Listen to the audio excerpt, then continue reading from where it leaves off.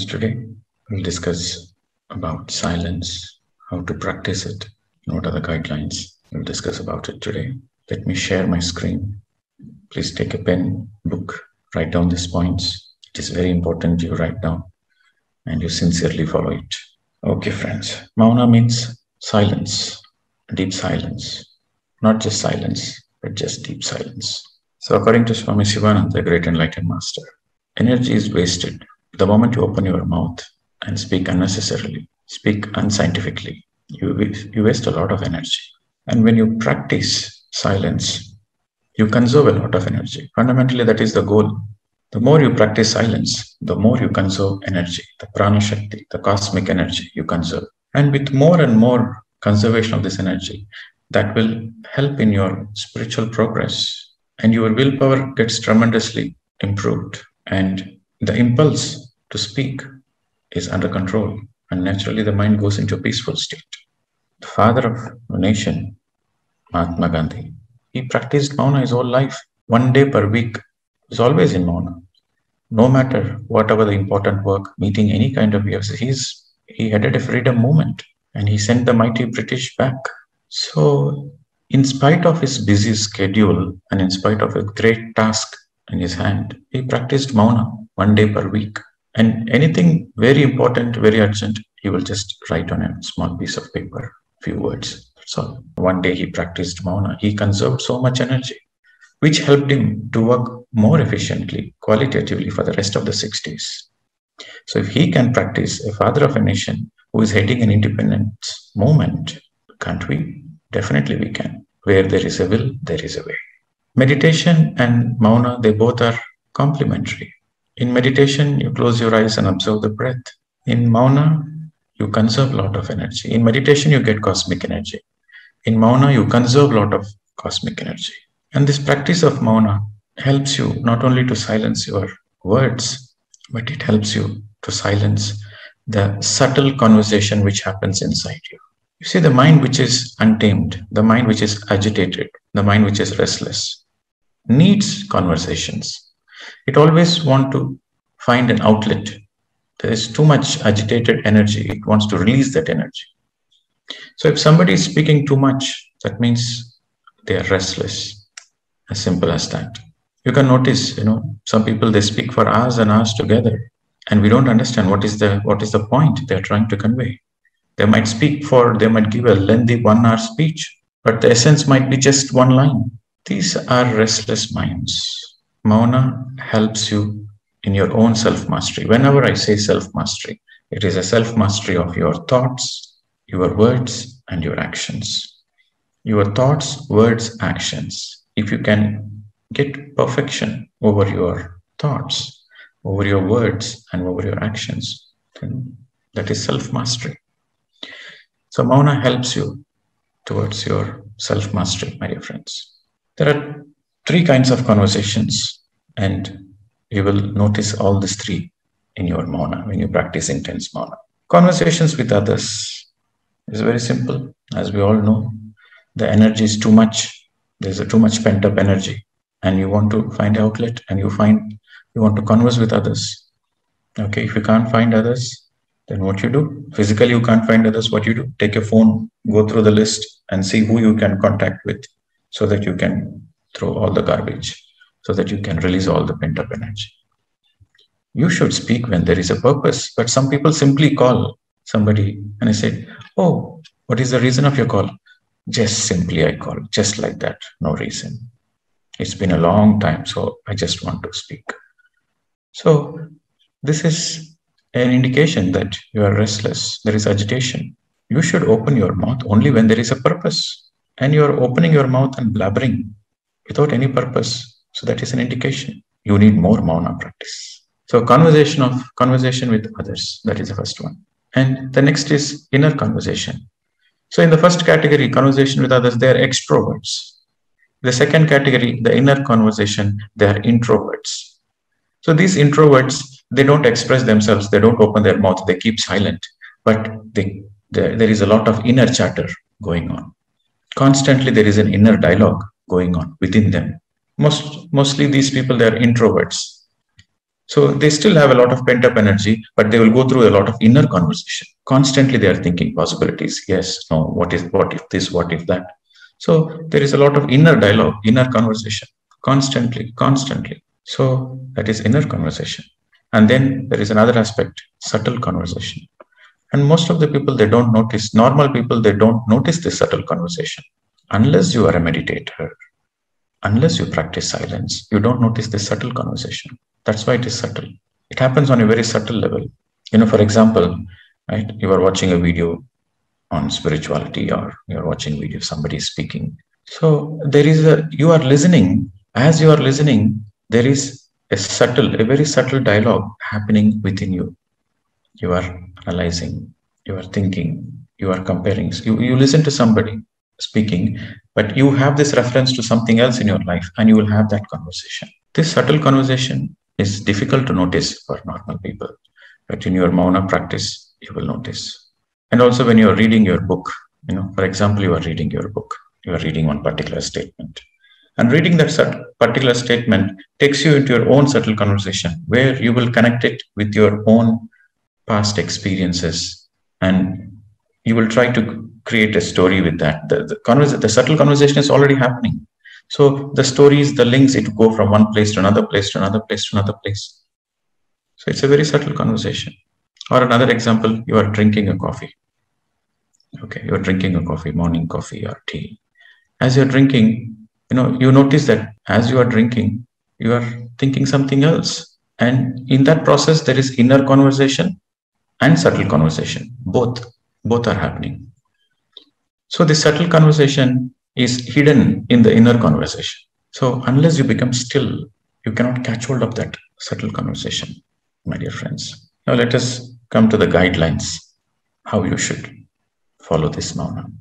Normally, you select a day where you have no work and there is no need to communicate with others. It is your off day. So choose that kind of a day. You can practice silence at your own home, wherever you are. So one of the goals of this self-transformation program is make your home your ashram. You don't need to go to an ashram to practice silence. Yes, of course, the ashram energy supports to go deep into silence. That is true. But you can practice it at home also. So basically, no communication verbally or via text or via emails whatsoever. There is absolutely no communication. When you do that, that means you are in silence. And it is better that you indicate one day before to your closed ones, to your loved ones, to your friends who normally contact you or who are expecting your call. So just tell them that you are in Mouna and for the next 2 days you are not available. So it is better to always give a prior notice to our friends, family members, so that they are not concerned and worried and they don't disturb you. That is the most important point. You give a prior notice so that they don't disturb you. And digital detox. What is digital detox? It is something funny, isn't it? We've been so used to this digital world. We've been so addicted to our phones, to our emails, to the virtual world, to the social media. Okay, so we've been so much addicted to this digitalization. And it is important you detox that also. So what is digital detox? Very simple. Switch off your phone, not putting on the flight mode. Switch off your phone, switch off your laptops, computers, all the electronic gadgets, televisions, completely switched off for that particular day when you're practicing. Don't carry your mobile. Switch off and keep the mobile in the drawer or somewhere. Don't even look at it. You will notice something interesting. For the first time, you will notice how addicted you are. So this digital detox helps you. It helps you to pull your energy back towards inwards. So in this process, what are we doing is we are diverting all the energy, all our energy into inwards. We don't want any energy leakage towards the outwards. We are conserving the energy and diverting it to our inner journey, inner realization, self-realization. To understand a lot about ourselves, we are diverting all the energy inside. Don't be in the crowded places. Don't visit malls, restaurants, shops. No, in the silence, it is your day. Enjoy your aloneness. Don't try to mingle with people. Don't go to the places unless there is any essential emergencies. You need to go and buy something. That's okay. But it is a good practice. You prepare beforehand. You buy all the vegetables, groceries, whatever you need. You buy and keep it ready so that there is no need for you to step out of your house. Yes, you can step out of your house to have grounding, to visit parks, to spend time in nature. Okay, yes, you can spend time in nature. You can hug the trees. You can enjoy the open skies. So that is okay, but not into the crowded places. So basically, you remain in your own auric space. Let your space be your space. And if you are in a family, your husband, wife is there, and other people are there, so then you can still have your own space. You can convey to your family members that I am in Mouna. And if you spend that particular day in your study room or in the space where you are comfortable with, fundamentally the point is you are not letting others to come near you and spend time with you. You are in your own space. And if you feel very emotional during silence and you feel the need to speak, you have a strong urge to speak, then journal it. During the day of silence, always keep a book and pen with you all the time. So journal your thoughts, journal your emotions. And the most important is you will be tempted to open your phone. Whenever you are feeling this urge, you will be tempted to say, okay, I won't speak, but I will just check. There might be an important email I might be receiving. There might be an important message. There might be some emergency. Somebody might be contacting me. So this mind creates all these kinds of fake emergencies so that you involve in some kind of conversation. So that will trigger you to open your phone and check the messages. You might say, okay, I'm not responding message. I'll just see the message. No, absolutely no. Switch off the phone and keep it aside. So these are some useful tips for the people who are not used to silence. First time they're practicing. So it is important you remind yourself. Sometimes, you catch hold of yourself off guard. You will be practicing silence, but somebody initiates a conversation, your family members ask you something, and suddenly you will open your mouth, unaware. So for the first timers, it is useful you write a sticky note and paste it around your house, on your fridge, or in the kitchen area, in the living area, in your bedroom area. You put a sticky note so that whenever you see that reminds you, okay, today I'm in silence. So that helps you to be more aware. Okay, and all the magazines. When you're coming for a retreat, when you're coming for a physical detox retreat, emotional detox retreat. So the retreat, what I do in Pyramid Valley or in other ashrams, in anywhere I do the retreats, the silence is completely, they have no books also to read, no spiritual books, and also they have no eye contact. You don't let anybody to have even eye contact. The 100% energy, even the energy, the eye contact, you are connecting to others' emotions, others' energy through the eye contact. So there is absolutely no eye contact also.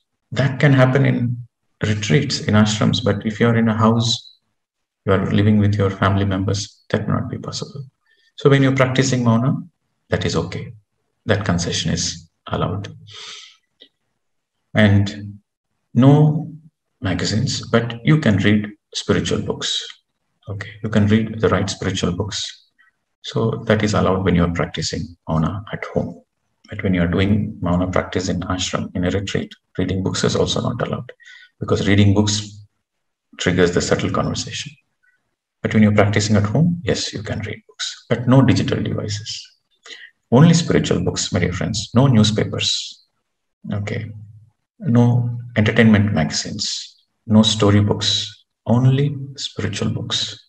And whenever you feel this inner voice, simply witness, and write down all your thoughts, all your emotions. And if at all you feel the urge to speak, that is the time you have to use your willpower.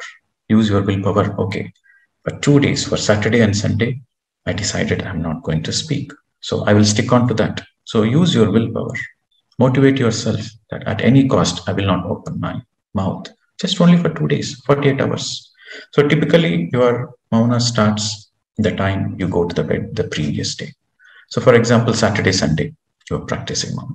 So your Mouna begins Friday night when you're going to the bed. So from that time till Monday, early morning, until you get up. That is, your Mouna begins before sleep. and it finishes after you wake up. Okay, so for practicing Saturday and Sunday Mouna, your Mouna begins by Friday night. And if at all, some people, especially the people who are used to, doing a lot of physical activities, and people who are constantly using their mind to manage the things, and they're always in the work, they're workaholics. So for them, it might be a little bit challenging, but those are the people who need the Mouna the most. So you can exercise, you can do some kind of yoga or physical exercise. Whenever you feel restless, simply close your eyes and sit, meditate. That's the best time to meditate. It is important you spend time alone, because unless you spend time alone, you cannot connect with your deeper emotions. You cannot understand yourself, basically.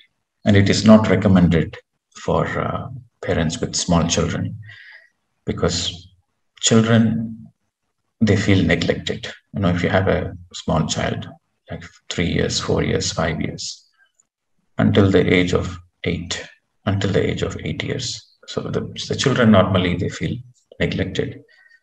So if the child is mature enough, you can communicate with your child. You can explain that for one day that I'm practicing something important. So the next day I will speak to you. So you can speak lovingly and then make them understand. So that if they agree, then you can practice. But very small children, like 2 years, 3 years, until the age of 5, strictly no.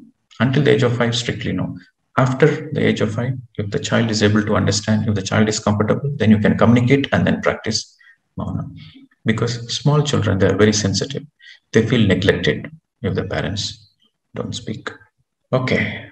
So basically the goal is not speaking throughout the day and not engaging with the outside world, and becoming introspective and truly embracing the silence. What is embracing the silence? Embracing the silence means you don't feel the pressure. You don't feel, oh, today I'm in silence, and there is no inner pressure.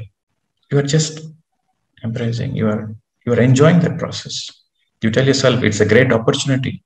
It's a great opportunity for me to discover something new. I'm in a spiritual sadhana. I'm in a spiritual practice. This is helping my progress, and this is going to make me a better version of myself. So fundamentally, you should enjoy the process and the benefits. I will discuss about this benefits on Monday after we practice, so that we are in a better position to understand and see what exactly we did and what we missed out. So the benefits of Mouna I'll discuss on Monday. And also one more important point is, during the practice of Mouna, it really helps you if you're on a liquid diet, or you're on the diet of fruits. Okay, make sure you eat more fruits and more juices. You can make honey lime juice. Okay, honey lime with warm water, not hot water, warm water. And the first thing in the morning, tomorrow, the first thing in the morning when you get up, you can drink honey lime water. It's a very good detox process. And also the juice of ash gourd, pumpkin, white pumpkin, we call it as ash gourd. So drink the juice of ash gourd. That is very detoxing.